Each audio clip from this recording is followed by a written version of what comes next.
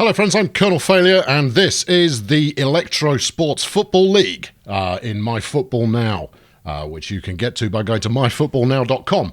It's a browser-based American football management game, rather in the style of Football Manager, for those of you who are Football Manager, but with the American spin on things. It's entirely free to play.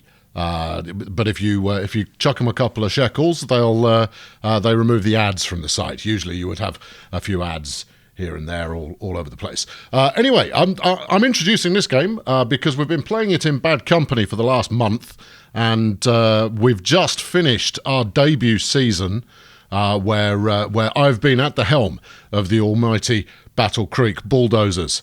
We managed to finish the season on a pretty spectacular 10-5-1. We did get a tie in there record, and we made it to the postseason. So I'm going to show you what happened in postseason, and then I've got a few of the other coaches in the league who've joined me for a bit of a chat about the game. Stick around; it's semi-interesting, but don't expect explosive graphics because it doesn't have them.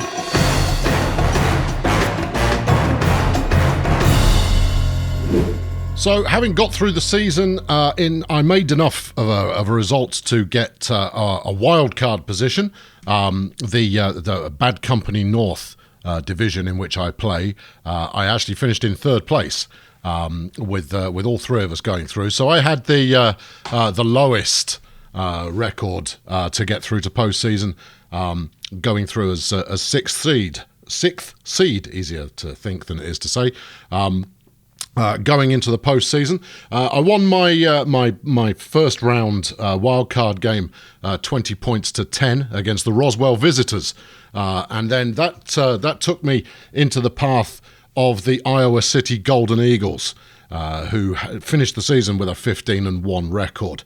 An almighty team led by Shaw Malama, who had a fearsome reputation for game planning, and this is we're picking up the action here in the second half. Your hometown Battle Creek Bulldozers playing in white against the kind of the bumblebee colours there of the Golden Eagles. Coming into half time, we were down 10 points to 5 with our lead. What position did he play? Right defensive end, Exponential Tyrone. Who is a name I'm sure you're familiar with, has managed to get a safety in the first half, and then we kicked a field goal. But as you may have witnessed a moment ago, we scored a touchdown with quarterback Chet Vacant throwing a good one to Quark Hebron, our tight end. The names have been set by me on my team. You can have auto-generated names, or you can go with your own naming scheme. I've got two Dutch teams in Bad Company North with me who are doing particularly well, which is quite frustrating. The Kirkrade Cleaners and Cheesy Philly are the other two that I've got in there, and they both made the postseason as well. But I thought I'd show you the second half of this game because the final minute is pretty dramatic stuff. So right now, there we go. That was 3rd and 10, backed right up against our own goal line. So we're going to kick that away, and with our punter, Mr. 9mm, I can't remember his first name. I'm sure it's hilarious. And one of the things the Bulldozers have been famed for all season is our fearsome defence. We really have set a name for ourselves, having the number one defence for all yards conceded up until around week 14-15. Where the wheels sort of came off our wagon ever so slightly. Not entirely sure why. We had game plans that worked and then ceased to work. So here we go, back in possession, 2nd and 10. Chet Vacant led the league in interceptions thrown, but also finished up 3rd, I think, in terms of passing yards. So it's not that we don't pass it; it's just that Chet likes to throw it away. On a regular basis. Anyway, on our receiving core today, you've got Quark Hebron, who is currently leading in yardage. You've then got Papal Event Horizon, who is our lead wide receiver for the year, despite not being very good. these things happen. And then you got Tintin Hollywood. John Nike is our lead running back.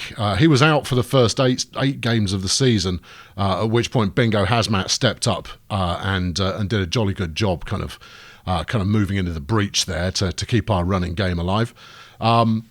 And they're keeping us. We've got Barnaby Swell has also made a bit of a showing, another wide receiver, and then Ulysses Failure. Each team manager has to have a player named after themselves. He's my fullback, and he's been absolutely hopeless at running. Blocking's okay, which is what you want a fullback for in the first place, but where he really shines is when it comes to receiving. Bizarrely. So I might shuffle some positions around in the off-season, but here we are at the tail end of the third quarter now, 1 minute to play, and the Eagles are now ahead 17-10, and 17-12, beg your pardon, and we're backed up against our own goal line again, 3rd and 20. Just nothing doing. This was a game that was very back and forth. The Eagles were another team that were famed for their defense, but primarily it was their game planning and an offensive prowess that kept them in there, led by quarterback Joe Cannon, who's already got 200 yards in this game, but has only thrown 11 of 25. So his completion average is not all that. I mean, I can't say I'm doing any better. I'm at 11 and 35. But that's the nature of two kind of defensive powerhouses coming up against each other. As you can see, we've got stats galore that update in real time as the plays take place. But this is about as graphical as you're going to get. It's a game all about drafting a good team and then building them up. Your players do develop over time, and you will gradually improve. But where we are now, we're in free agency week in between the two seasons. We're in week 3 of 5. And during free agency, you can sign new players and trade with other teams and knock your draft picks about. Nice catch there by Event Horizon. It was going to be dropped to about 3rd string receiver, I think, in the off season. His numbers aren't all that. He drops far too many passes. You haven't seen yet Dave Caustic, who was intended to be my number 1 receiver. Why we dropped that? See, Dave just dropped that one, and that Dave dropped that particular pass is the reason that he's not our lead receiver. And it's largely took a sack there. Sir Beelzebub Fastidious, who is my right tackle, having given up that sack. Cheers for that, Beelzebub. Yes. What was I talking about? Dave Caustic. Yeah, I mean he was my first drafted receiver, and he dumped all of his stats in training camp. He lost an awful lot of points, which meant he was only good enough to play kind of 4th, 5th string, even behind the likes of Johnny Touchdown. Nice interception there by Chad Hammer, who's my middle linebacker this season. But we've thrown it straight back again as true to form. Chet Vacant tried to pass to Tintin Hollywood, but it was picked off by. Oh no, it wasn't picked off. That wasn't an interception. The interception marker was still up. So here we are. We're back in position again, and this was a game that could have gone either way at this stage. But there you go. No, I just say Vacant gets sacked. And fumbles it in the same process. The reason that I've got a quarterback who can't throw is because I drafted the lines first. I drafted the trenches. Your offensive and defensive line, they get to play an awful lot of the game, and therefore you're going to want them to be as good as possible. I think I drafted my quarterback in like the 14th round of the draft, 16th maybe. It was quite late on. In fact, we can look it up. Hold on, where are Chet? Here we go. So if we look at his stats, and what I really wanted out of Chet was I wanted a very fast quarterback. I'll tell you what, I'll get it out of the way of the game so you can see what's going on. He's smart. He's intelligent, he's got speed, and he's great at scrambling. His pass accuracy isn't brilliant, but more importantly, his field of vision isn't that good. Field of vision affects how well he can pick out the different receivers that he has to throw to. Possibly also influences how well he can spot that he's about to throw another interception. Through I think 13 in his first season out there, but every player is also capable of playing in other positions. So he's only 1 point lower in my rating. This is a 100-point scale. He's only 1 point lower at running back. So he may make a transition in the future if I draft a new QB. But here we go. 4 minutes. 4 minutes left to play. We've already had back-to-back turnovers go on. The Golden Eagles are driving. I did a pretty good job at stopping them. What's their third down rate? Where are we? 14 third downs, and they've only completed 2 of them. So this is the bulldozer steel blade defense there, really getting the job done. But we're now inside the 2-minute warning. I've got the ball. We need to make the magic happen, or rather, not get sacked again. That was Penchant Croak, who's one of my interior linemen. Gave up that one. He actually made the Pro Bowl team. One of I think the best left guard in the league. One of my first drafted players. But yeah, I also drafted very young. Now, you only draft a full team. There we go. Gave it up on 4th down. Couldn't complete. What a shame. I drafted very young, so my team's really going to come into its own on the next couple of seasons if I can pack out what I'm missing. And with the new draft, where there's 7 rounds, there we go. Forced a turnover, 30 seconds to play. Chaz Contraband there. Getting the recovery, and there we go. And there's Chet throwing an interception, and it's worse than that, a pick 6, and that's put the game well beyond our reach with only 26 seconds left to play. And this is how we finished the season in the conference round, not the conference final, conference round. We went out, and that's how we finished up.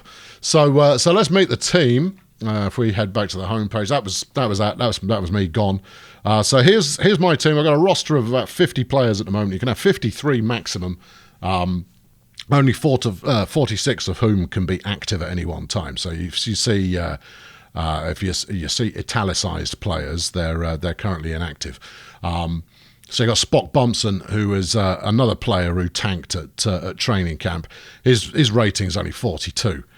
The likelihood he sticks with the team much longer, pretty slim. But if we sort by who's the star players on the team, then now one of the things, these ratings here, current versus future. So that's their current rating. That's their kind of cap that they could possibly reach. It's our centre, Zoltan is highest rated, with Ernesto Luis Escobar, our free safety. Is second. He's a bit banged up at the moment, but we're in the off season. Penchant Croak, as mentioned, is third with 87. Julius Hardware, strong safety, also with 87. And if you can be bothered and you zoom in on the screen, you can take a look at some of the characters that I've got. So there you go. So that's the roundup of my season. As for the season overall, if we head to the league home here and we go to the how can I show you the bowl without spoilerizing it? I'll tell you what, I'll cut the bit where I click to the right page. So we're picking the action up here at the start of the 4th quarter, because unless you're heavily involved, it's not a massive amount to look at. You've got the Golden Eagles who knocked me out. They're playing in Bumblebee again, and playing in white is the Compton Catastrophe that has Captain Snaggles at the helm.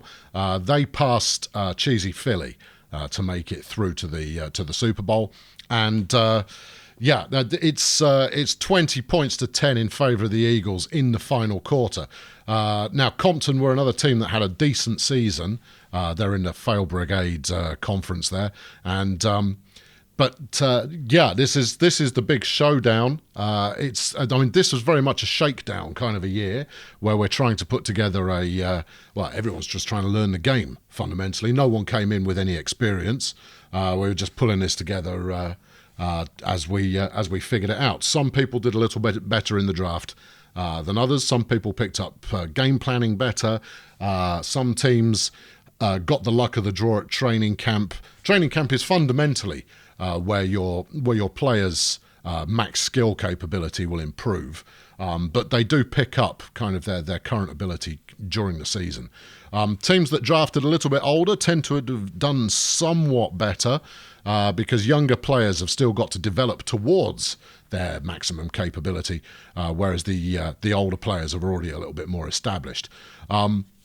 So the Compton Catastrophe is they play out of, I believe they play out of NWA Memorial Park in Los Angeles, and every single player on the team has some kind of rap connection, let's say. Although I can't help but notice that it's pretty much all West Coast. Public Enemy are dramatically underrepresented. KRS-One not on the team. What are you doing? I've no idea what the caper was there, but there it is anyway. So there we go. 6 minutes left to play. This is the Hyper Electro Bowl.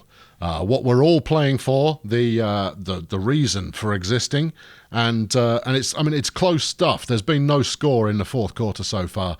It's literally been short drives followed by a bit of punt action, and neither team being able to make much of an edge. Wright versus Cannon. Cannon's having a pretty strong day, 236 yards so far. He has thrown a pick, but he's also thrown two interceptions. But here's a nice breakaway there. That was, who's this? Eric Wright passing to Lackluster, who I'm suspecting is a late round pick who suddenly made their way onto the team. And that gets them in a field goal range, if nothing else. But that was 2nd and 10. That one's gone incomplete. Nice coverage, though. That's the thing. That one went incomplete as well. Are they going for the... No, they're going for the kick. All right, well, that brings them to within a touchdown. So 13 plays 20 now. Golden Eagles still ahead. 3.5 minutes to play. And how are they going to chew up the time? You get quite a lot of control over your game plan. That's another run that's going nowhere.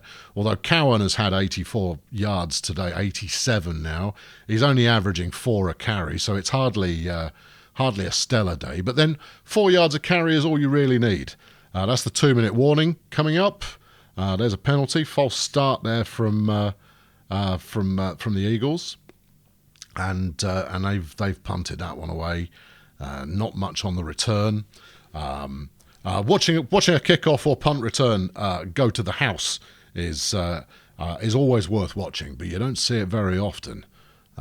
Getting past that many tackles does happen. 1:45 to play. Compton in possession, 3rd and 8. This is do or die time. And it's a reception and a couple of extra yards on top of that. Delmar Arnaud gets free of his coverage to make the catch. But frankly, unless they can get into the end zone here with a minute to play, they're not doing anywhere. All these little short passes. Compton famous for their kind of ball control offense. A lot of short passing and line running. To keep hold of the ball and grind down defenses that they're facing off against. They turned it over on downs. Well, that's that then. Joe Cannon running out the clock now, taking the knee, and that's how the season finished. With the Golden Eagles claimed the championship. Let's go to the Hall of Champions. There we go. There we are. The Golden Eagles are king of the hill right now, and that brings us right up to speed. Where I'm going to tag in some other coaches from around the league to talk about what we've been up to. Right, so I'm being joined by team owners Captain Snaggles and Vectrix. So introduce yourselves and your team. Vectrix, who are you and what do you do? Hello, I'm Vectrix. I am the manager of the Jersey City Raptors. And what I do is don't perform very well, as we shall discuss. Yes, absolutely. So who would you pull out as being the star players on your team? What sort of style of football do you play? Well, I would say the style of football is very much a passing game because my star player is easily Travis Williams, the quarterback. who throws quite a lot to Mr. B. Leon Striker, who does quite a lot of running and receiving, and because they're the ones that have got most of my points throughout the season. Okay, so the Raptors are in Fail Brigade East. Moving over to Fail Brigade West, and Captain Snaggles, you run Compton. So who's your team and what do you do? Oh, yeah, I'm Captain Snaggles. I run Compton Catastrophe, which is a misleading name because we happen to win for some reason. And the way we win, honestly, is to prevent the opponents from scoring. We have a pretty good defense on the back end. Antoine Carby, Andre Young are our safety pair, and they protect the end zone off and protect the back of the field. And then we have 3 really solid cornerbacks, Kendrick Lamar, Jason Taylor, and Calvin Broadus, who've been fantastic. And then on the offensive side, we're a run-first team. So we have David Blake, Lewis Burt, Nathaniel Hale are our top 3 running backs, and they tend to share the load, not 30-30-30, but usually Lewis Burt or David Blake is the majority of the carries. And they push us forward, and we score points. Okay, smashing. So we've just finished the first season. Obviously, we all know how we did, but for those who are tuning in, how did you go? Oh, actually, we've got a 4th coach, right? Okay, we'll drop into that. Right, you're coming in cold, Kieran. I am a bit, yes. All right. Sorry. Okay, good. This is an underarm question. All right, are you ready? Go for it. All right, so we're also joined by FourLeaf, whose team, the Slamhounds, plays in Bad Company East. Explain a little about your team and your star players. So, the initial project for Slamhounds was to be pass heavy with a touch of a dangerous run. I wanted to have a more mobile team than most teams probably set out to have. So the initial draft strategy involved having some strong running backs to get short yards, a quick mobile quarterback. The actual idea behind him was he might run actually just as much as he passes to gain those, again, short yards, but someone who could still pick out a good ball, a good long pass. Can't say it went exactly to plan, but that was the thinking behind. So who are your star players then? So star players, Hudson, aptly named for his sci-fi namesake. He dropped the ball at key times just as much as he ran long touchdowns at key times. And I think someone who didn't get quite as much recognition was his receiving partner, Vasquez, who very quietly clocked up a good few hundred yards in catching balls, but didn't do too many touchdowns, so went a bit under the radar. Okay, fair enough. So the season's now behind us. The Hyper Electro Bowl has been won. How did your season go overall, Vectrix? My season overall went fairly poorly, to be fair. It was dogged by behind-the-scenes shenanigans involving law enforcement and Randy the Raptor, our mascot, getting a bit fruity on social media. On the field, we were ridiculously inconsistent. Other than the aforementioned Travis Williams and B. Leon Striker, the only other players to really cover themselves in any sort of glory was our tight end Trevor Jarvis and Nelson Crabtree, who was an excellent defenseman. He even did well enough to spend most of the season actually in the team of the season, as did Trevor Jarvis somehow. Yeah, I noticed that. Yeah, our left guard and our tight end spent the entire season essentially being awarded brilliant plays. So, which result would you say was your best of the year? Best result of the year. Let's have a quick look through. It would be our 4th regular season match against the Corunna Snowballs. We won 24-5. It was during a period where we actually didn't let any touchdowns in. We'd let like 2 touchdowns in 10 matches. Ouch. Ouch, indeed. But we were getting done by the kickers, really. But Corunna Snowballs, we beat 24-5 somehow. So you finished 5-10-1, and that's given you a reasonably good kind of first round pick, presumably. in the draft? Yeah, in the draft, pick ninth, I think. I was just a double check. So ninth check overall. Yes. So in Slamhound land, give us a review of your debut season. So the debut season of the Slamhounds, well, there's a lot of food for thought. Formations that we picked didn't play as we'd hoped. The tight ends, we were hoping to be tight end heavy, and they actually acted more as run blockers than they did pass catchers, which needs looking at. But we think there's talent in the team, there's potential on the roster, and now it's just making the most of those key players that we've got. So was there a result you were particularly pleased with? Well, when you lose 3 games on the run in overtime, it's kind of hard to be pleased about anything with your season. But as strange as this might sound, I think taking the Golden Eagles to overtime to lose to a kick was probably the best performance we put out there. Yeah, and purely because they went on and they did what they did. Yeah, and we took them that far. We should have won. If in the 2 games previous, my kicker had looked really good, and then he decided to not look really good anymore. So we should have won that game, and yet didn't. And didn't. You ended up with a 4-12 record. 4-12. That's right. Yeah. So which pick has that got you in the draft? So I'm drafting at 4th now, which it's not too disappointing. On the scheme of things, we always knew this first season was about building up and seeing how the plan worked out.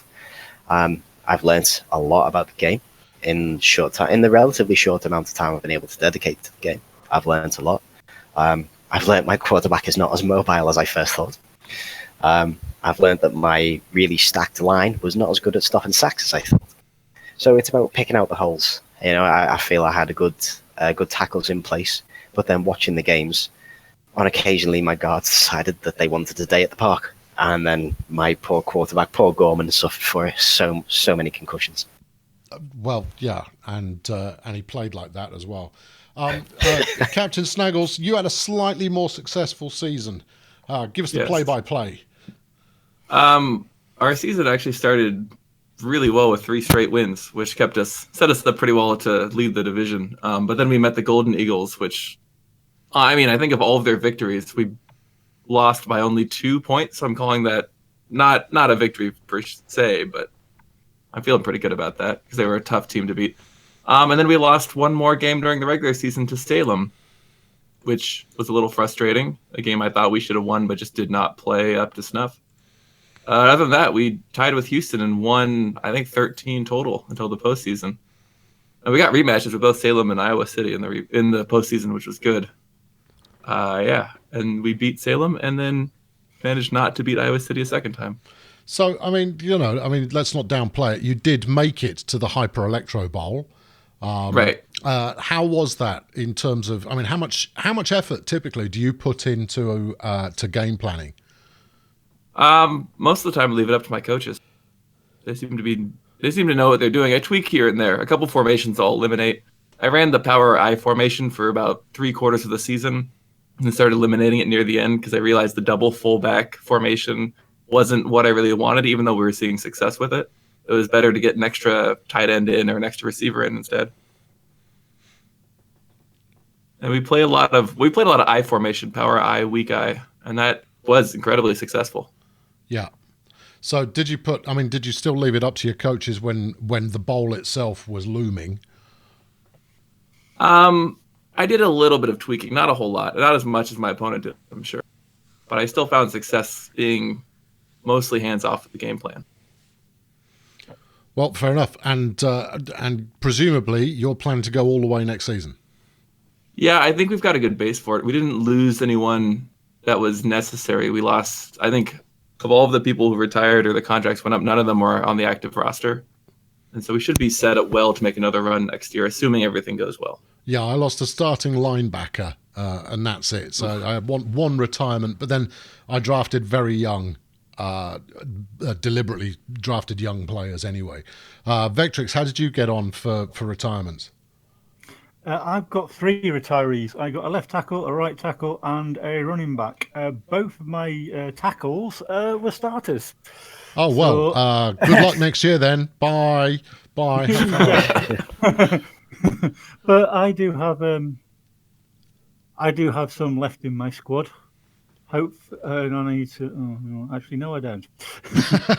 Bye. See ya. Yeah. Okay. Good work. Well played. Okay. Yeah, So, Someone's drafting tackles. well, let me know if you want to draft Vacant. He's very mobile. I mean, he might throw interceptions like nothing else, but he's very hard to sack. But I do have quite a lot of right defensive ends, so I might actually look at what other positions they can play and see if any of them can do the job.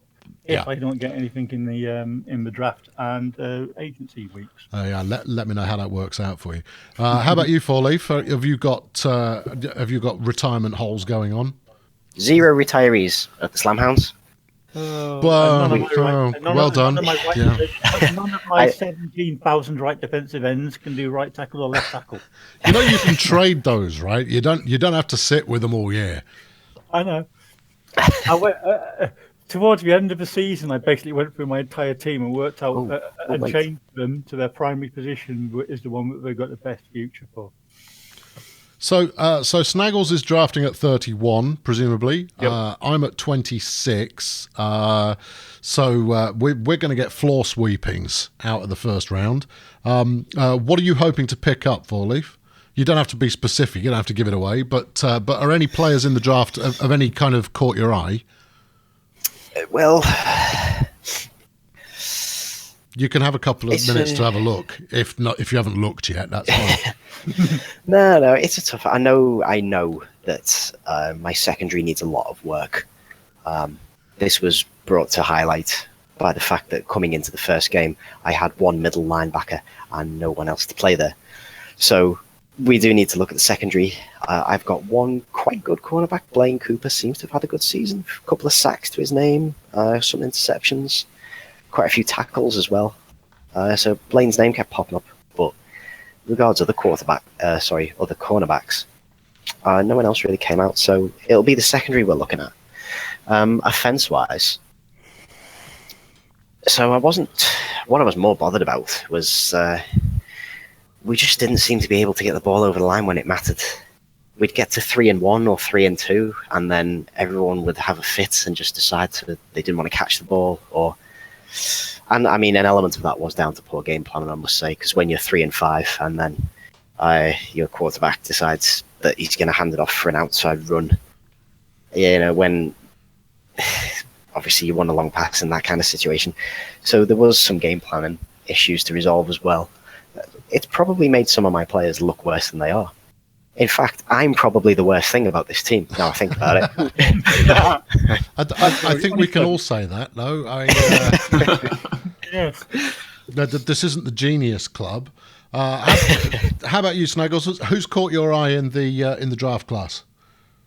There are a couple people I'm not going to get that have caught my eye in the draft class. Well, yeah, but you and me both. Who's top of your wish list then? Top of my wish list right now would probably. It's tough. I've got a couple. Matthew Childress is up there at running back. Yep. Someone that I feel good about. He's got kind of a higher volatility, but that 85 future score. I'm not going to get him. But if you look at the likes of Calhoun and Sawyer as well, their numbers aren't that different. Right. Calhoun's a little slower, but he's got a better avoid fumble, I believe. Yeah. Which is, to me, more important. To me, speed and avoid fumble are what I'm looking for in a running back. Yeah. No, that's not unreasonable. I'm a speed and ball carrying kind of guy, because I'm led to believe that ball carrying is what leads to responding to the play quickly. So instead of that kind of stutter start you get when they first pick up the ball, they're more likely to take off quickly. And then, of course, you've got acceleration, which is what leads them up to their top speed as quickly as possible. Yeah, and for me, my roster's already stacked with receiving backs, so we don't necessarily need to find someone who can catch, because I've got 4 of those guys on roster already. Okay, how about you, Vec? What are you looking at? Any names leap out to you? Roy Nye and Douglas Witherspoon leap out to me, because they can fulfill the retirees I've had. But I am looking, because I've also got gaps in other areas at running backs.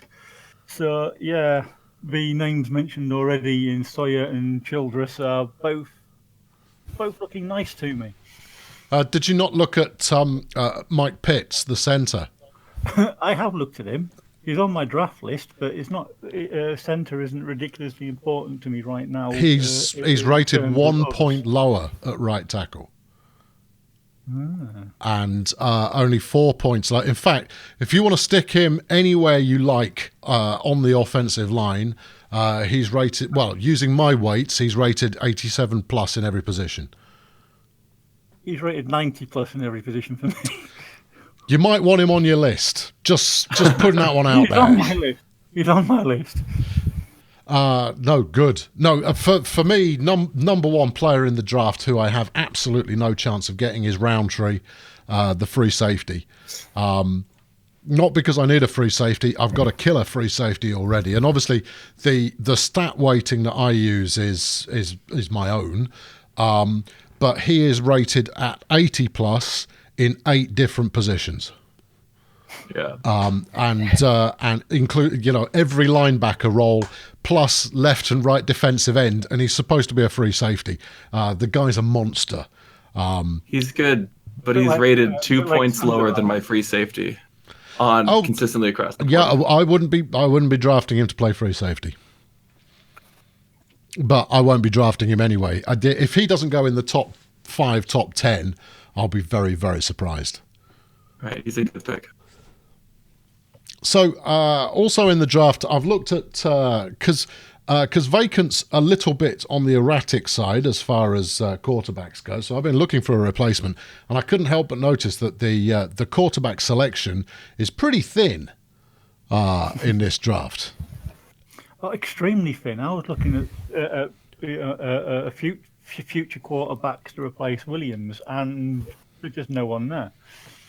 Luckily, Williams doesn't want to retire, so and he's 30. He's 32 now. Yeah, I mean, he's been a monster for me. Terry Hill is the only one who really takes my fancy, but then I too favour a mobile quarterback, and he's only. I mean, on my rating scheme, he's 86, but his default rating is only 79, so he's just not that great. I think Vincent Williams would be a good pickup. He's got lower strength, but real good future accuracy. Too slow. Doesn't scramble. Not interested. Well, maybe for the Raptors, they could pick him up. So you have Williams and Williams. Yes. Yeah, but that's. I mean, he's an out and out pocket passer, and as I believe was mentioned recently, the Raptors don't have a pocket. Good point. What's a pocket? Sorry. That's the protective. That's the quarterback's bubble of his safe space. That's his protection. Right Yeah. They're tackles. Fair enough. His safe space. Safe space. Which sounds like it got invaded quite often for you this season. No, but it didn't because they do. My left and right tackles retired at the end of the season. So. Yeah. Okay, so the Golden Eagles walked away with it this year. They beat some very good teams in order to take the title, including the Bulldozers. And do you think they're going to repeat? How far do you think the Eagles get next year? Playoffs. I think they'll repeat in the championship. I don't know if they win, but I think they've got the team to go one more season in the championship. Next season, 2020 season, I think they'll either have trouble or they'll find their way back to the playoffs. So this is the thing with what you find when you start in the league is a team that often wins the first season. They fall off a cliff 2 or 3 seasons in because they've normally drafted the better players who are the older players. And without some shrewd trading, he could find himself having to pick up the dregs for a couple of seasons. So, unless he's got some tricks up his sleeve, I think we might see some early Eagle dominance in the league, but I'd expect them to fall off a cliff around season 3. Well, of course, they're in the same division as you, so you have to play them twice a year. That's why I'm hoping they'll fall off a cliff. Yeah, right. So, I mean, two of your four wins came against Seattle, who now have new ownership. The Rebels came on strong towards the end of the season. Is it going to be all misery for the Slamhounds next year? Well, we'd hope not.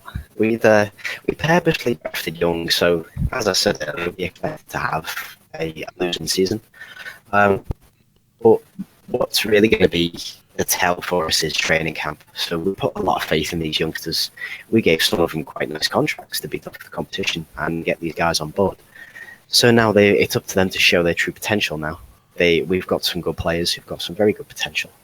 As I've seen Hudson, he put up some good numbers. His catching isn't great. If he caught more passes, he'd have had exceptional numbers this season. So what we really need to see is some of these young guns push on now. And if they don't, then you will probably see the Slamhounds implode for 5 or 6 years. For 5 or 6 years. That's some good optimism. The future's bright. The future's Slamhound. imploding. Yeah, we make no bones about what we are. We went young and we pinned our hopes and dreams on youth. And now it's up to this generation to really show they've got the steel to push on and become the men that we know they can be. And if they don't, then there's going to be a lot of hot dog sellers around my ground.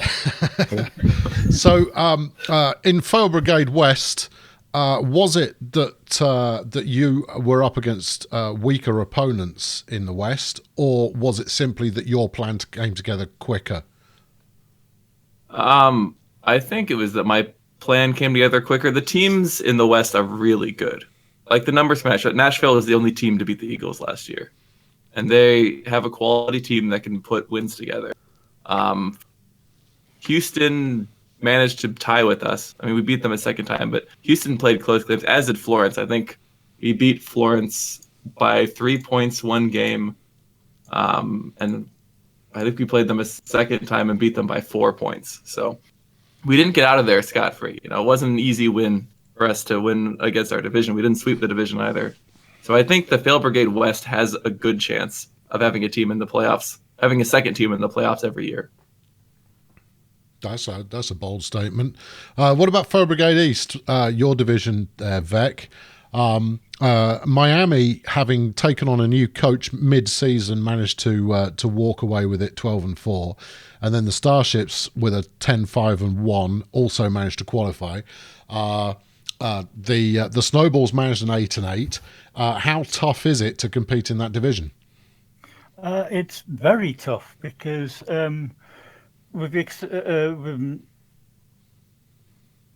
if you add up all the wins in Fire Brigade East, it comes to 35, which is the second best division after Bad Company North, which got 40 wins in it. Yep. We are number one, my friend. You are number one. But I've got a 3-3 record. I've beaten every single team and lost to every single team in that group. So it's easy to say it's just a tough group. Very tough, in fact, because we've got 4-2, 2-4, 3-3, 3-3. So there's only a game here or there in it for the actual division. That obviously my division mates then all went out and did quite well against other teams, but I didn't concede that many touchdowns. True. Against any of the teams. In fact, the Starships couldn't score a single touchdown against me in 2 matches. So, I mean, out of the 4 of us here today, you probably came in with the lowest level of, I'm going to use the word experience loosely, both in terms of football and football management as well. How have you found the experience of going from not really knowing a huge amount to having completed a season? It's interesting. I'm not think I've learned little bits about how the game actually works. I mean, American football is not really my sport at all. I have vast amounts of experience in football management of the association variety. I have vast amounts of experience in watching the association, but when it comes to American football, not vast amount. And quite in trying to actually learn through you guys and through the sports ball system that on what each role played. When I came into this, the only two roles I knew what they did was quarterback and wide receiver. I now know what a left tackle, a right tackle. I now know what a tight end does. I also now know what a running back does. I'm still not entirely sure what most of the positions do, but I'm learning. No, I think that's definitely true as well. And I mean, the fundament to the more successful teams was I think drafting originally with some kind of plan, even if it was only a vague one. I remember watching the first round of the kind of the team setup draft, and just how many people picked a quarterback in that first round. Oh well, yeah. Quarterback was literally because of obviously Peyton Manning was a quarterback. Yeah. It was Emmitt Smith. He was a wide receiver or something. Or running back. Yeah, running back. So I knew those were literally the two only players I knew. And when it came through to draft, I thought, right, I want a wide receiver and I want a quarterback. Right. And then after that, it was literally okay. Make sure I've got two of every position. Basically, as if I was doing association football. How would I do it if I was managing Liverpool or Arsenal or Carlisle United or Accrington Stanley? I would make sure that I've got a starter and a backup in every position. So I know that the catastrophe went for defense first. Yeah. And where do you start? I mean, do you start with the obvious right defensive end, or in your secondary? Where do you go first? I started at strong safety, and that decision is based more or less on being a longtime Seahawks fan. If you've ever watched Cam Chancellor or highlights of Cam Chancellor play football, that guy changes games. Like single-handedly changes games. He plays like he's sort of the strength of a linebacker, the speed of a cornerback. And you find a combo player like that who can dominate at the line and also cover downfield, and then you're more or less build around that. And after that point, I went middle linebacker, then free safety to sort of solidify the center of the field. Yeah, he's no Brian Dawkins. Yeah, I know. Just the most enthusiastic safety of all time. Right. I mean, and he's no Eric Reed either, but doesn't mean he's not great. True. I'm not dissing the Seahawks any more than they deserve. They're actually, the Seahawks are one of the most popular teams in the UK. Did you know that? I didn't know that. That's good to know. The only thing I know about the Seahawks is their colours, and that's because Daniel Bryan wrestles in them. Yeah, he does. We really are mixing up the sports. Yeah. I thought you were wrestling meets football. You were a Seattle man, Colonel. Yeah. Okay, right. Anybody want to cover anything else? Nah. That's my interview question set. I just want to say that my quarterback was second in QB rating amongst all starting quarterbacks.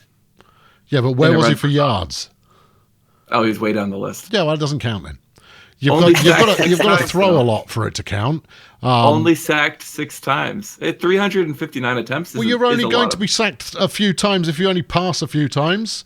Yeah, you're talking rubbish. That's true. Total rubbish. Divide sacks by attempts. That's probably still down there. Yeah. What was your QB rating? 97.8. It's not even that good. I mean, but no one was that good. Look at Will Smith, for crying out loud. Will Smith was that good. Leading passer in the league, played for Philly, 109 rating, and 5,500 yards thrown. That's incredible. Yeah, I thought Travis Williams was doing well with almost 4,000 yards thrown. That's a very respectable amount of yardage. I mean, by the time you start pushing 4,000, you've had a big season. Yeah. Oh yeah, he was my first draft pick as well. Going back to your point on quarterbacks being first draft pick. Well, I threw more interceptions than anyone else, so face incredible. Yeah. How many of those were to Covington? All of them, probably. Hey, I gave Covington their first win. I was just a little surprised, I can tell you. Covington will be vacant. interesting. It will be interesting next season, especially as they've got first draft pick. Yeah. I think they have fourth draft. Third or fourth, because Seattle's going to have first draft pick. I think Covington got third. Yeah, but anyone at the top, 5 or 6 are going to have an interesting first draft pick. Yeah. Seattle with the first draft pick, I don't know how Monty plans it, but I expect probably Pitts to be first. Yeah, I mean, I don't know what the Cougars are going to pick. Obviously, they've changed their name now. They've got themselves a mascot, as they only got themselves a coach midway through the season. So, I mean, last year, hold on, I'm just fishing up the stats. They had nothing as far as running backs were concerned. Their quarterback was okay, but didn't pass very much. It looks like they switched quarterback for half the season. So they had something of a nothing offense. So I would imagine that the Cougars are going to pick up a running back. I would imagine, actually, they'll pick a running back before a centre because they actually have a decent centre in Carmen Kruger. Yeah, I reckon. Okay. Yeah, he's got pass blocking potential of 98, a run blocking potential of 80. Strength is already at 100. 80? Doesn't get a role on my team. Yeah. No, it's with a 90-plus club. But, but talking of name changes, Ribble Raptors now. Why Ribble? Ribble, Preston area, and I want it to be alliterative, and Preston's in the Ribble Valley. Fair enough. That makes sense. So Ribble Raptors. So the story of the Raptors last season was less of the on-field stuff and more of the off-field stuff. Nice. Good. Anyone got anything else they want to cover? Just that my running back, the guy who was supposed to start, my starting running back through most of the season, ended the season with 199 carries for 799 yards, which is an average of 4 per carry, which is really good. That is very good. And his backup carried 219 times for 899 yards for an average of 4.1 and 5 touchdowns on top of that. Nice. Oh yeah, two other things. Golden Eagles won, yet their first match in pre-season they lost to us, and the Hyper Electro Bowl was at the Hunting Grounds, the home of the Jersey City Raptors. Yeah, what a way to end our tenure at the ground. Was it really? I didn't realise you were hosting. Yes, we were hosting. Oh well, very well done. It was magnificent. I particularly liked Justin Bieber's halftime show. I don't know how Justin Bieber got in because he's banned. Yeah, I know, but I mean, obviously that costume malfunction, he's not going to be invited back by the league anytime soon. I didn't even know you could tattoo that part of your body. No, and neither should you. And I thought his his claiming to be a Raptors fan was just not believable at all. All right, lovely job. Thank you, gentlemen. I'm going to do the season preview for which you are all invited along. I'll probably do it at training camp, I think. So there you go. That's a catch up on the season just run. I don't plan on making too many of these videos because it's not a feast for the eyes. Unless there are a lot of you who go like, oh, go on in, I'll do it week by week. It might be something that I sling out on Twitter of just letting you know how it's all going. Maybe a little 2-minute video or something. Maybe something I could do on Instagram. That seems to be a popular thing amongst young people these days, doesn't it? I don't know. Oh, well, I mean, let me know if you're interested in the slightest in the comments. Anyway, we've got a couple of open teams right now. If you'd like to join, then get involved in Bad Company. Links you will find below, or you can hit the join button here on YouTube and become part of the action.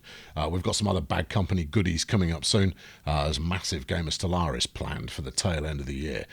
So if that's your kind of thing, come and get involved. Why don't you? It's a massive amount of fun. Anyway, I've been Colonel Failure. Thank you very much for tuning in. Subscribe. Why don't you? and fling a like at this one if you enjoyed it, and I'll catch up with you very soon. Cheerio.